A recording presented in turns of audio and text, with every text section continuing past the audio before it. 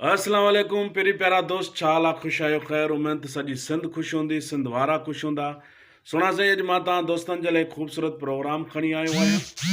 ऐं सभु खां पहिरियां अज़ीज़ कमरानी टीवी खे सब्सक्राइब कयो लाइक कयो त वॾी महिरबानी थींदी क़ुर्ब थींदा तव्हां दोस्तनि जो। दोस्त अॼु मां हिकु अहिड़ो प्रोग्राम खणी आयो आहियां जंहिंमें हिकु अहिड़ो आशिक़ आहे जेको इश्क जे चकर में अची करे हुन सां तमामु घणा मसइला था थियनि ऐं ॿियो प्रोग्राम आहे KTN ते जेको अनक़रीब ड्रामो हलण वारो आहे मश्करा मोटी आया उनजा कुझु तव्हांखे झटका ॾेखारींदासीं कुझु शूट ॾेखारींदासीं। उन खां पोइ KTN ते हिकिड़ो ज़बरदस्त टीज़र थो हले मश्करा मोटी आया उहो बि तव्हांखे ॾेखारींदासीं त केॾो ख़ूबसूरत आहे। अचो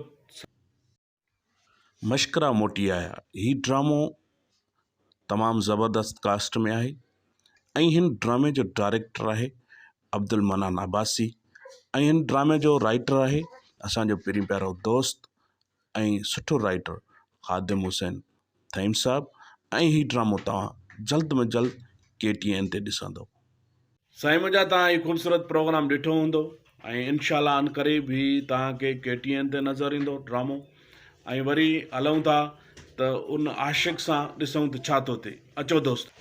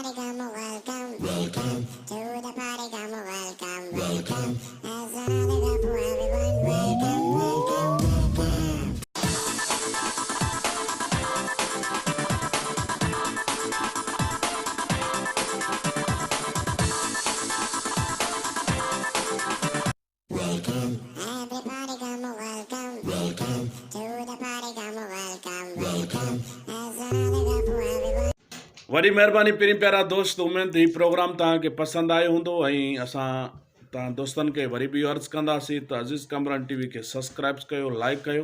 त जहिड़ा ख़ूबसूरत प्रोग्राम तव्हांखे ॾेखारे सघूं अहिड़ा ड्रामनि जी शूट तव्हांखे ॾेखारे सघूं ड्रामा तव्हांखे ॾेखारे सघूं एंटरटेनमेंट तव्हांखे ॾेखारे सघूं ऐं सभु खां पहिरियां तव्हां दोस्तनि खे इहो चवंदुसि त अज़ीज़ कमरान टीवी खे सब्सक्राइब कयो लाइक कयो।